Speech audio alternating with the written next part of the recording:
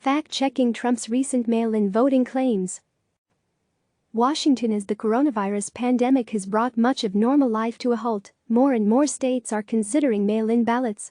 Though a majority of Americans support them as a socially distanced solution for elections this fall, President Donald Trump has instead doubled down on his penchant for making false claims about voter fraud in the U.S.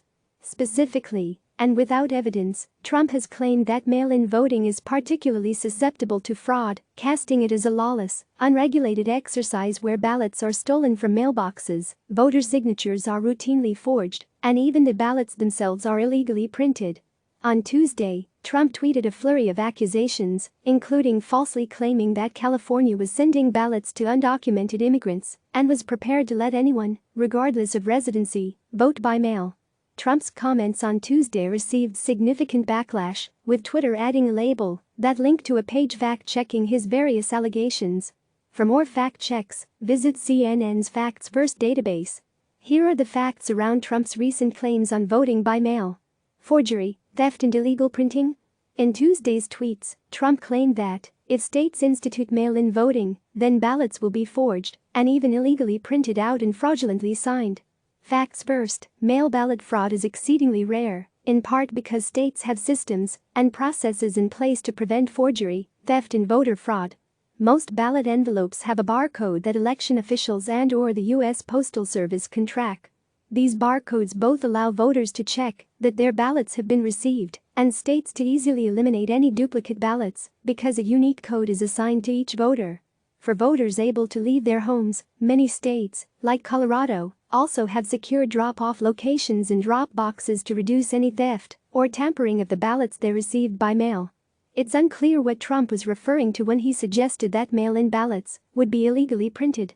Ballots sent by mail are designed by the states, then the envelopes are approved by the USPS, and everything is printed by a certified vendor. To avoid ballots that are fraudulently signed, about a third of states verify signatures and match voter information from ballots to existing voter registration records. While this practice has been criticized for potentially disenfranchising certain populations from voting, when handled properly using third-party software, a bipartisan review and individual outreach to voters whose ballots are flagged, it has been shown to effectively prevent voter fraud, especially on a large scale. Mail-in ballots and fraud. Trump tweeted that there is no way, that mail-in ballots will be anything less than substantially fraudulent.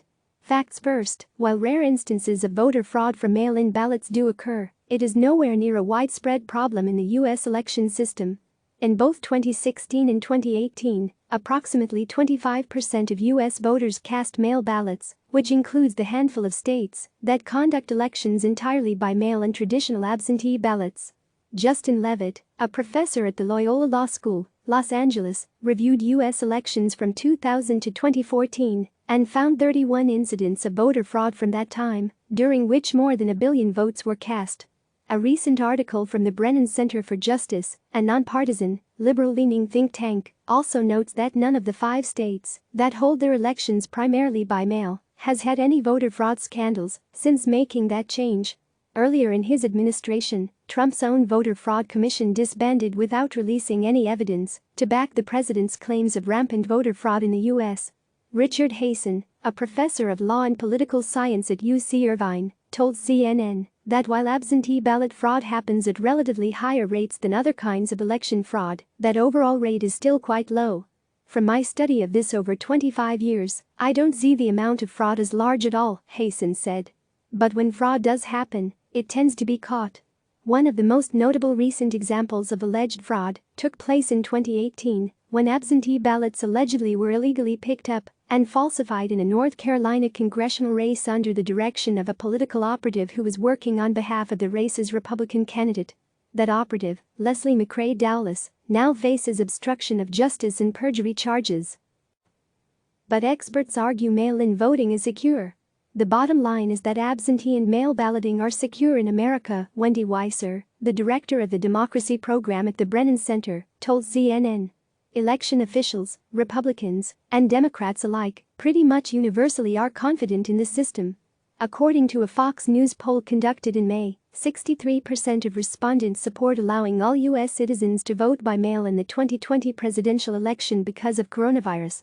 Trump himself has voted by mail in several elections, and as recently as Florida's primary in March. California vote by mail. In his tweet, the president also said that California Governor Gavin Newsom is sending ballots to millions of people. Anyone living in the state, no matter who they are or how they got there, will get one. Later on Tuesday, Trump repeated his claim during a news conference, saying that people that aren't citizens, illegals, anybody that walks in California, is gonna get a ballot.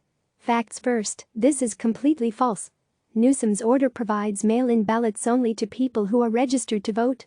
Non-citizens, including undocumented immigrants, are explicitly not permitted to register to vote in federal elections. There have been some news reports that errors by government employees may have allowed small numbers of non-citizens to register to vote in California and in some other states. Regardless, Trump's claim that Newsom is sending a ballot to every single non-citizen remains false. Trump's comments on Tuesday came after the Republican National Committee and other Republican groups filed a lawsuit against California to stop it from mailing absentee ballots to all voters ahead of the November election. Although support for mail-in voting remains largely divided on partisan lines, Democratic and Republican state officials routinely oversee elections where millions of people vote by mail without systematic problems. Click subscribe to receive the latest news.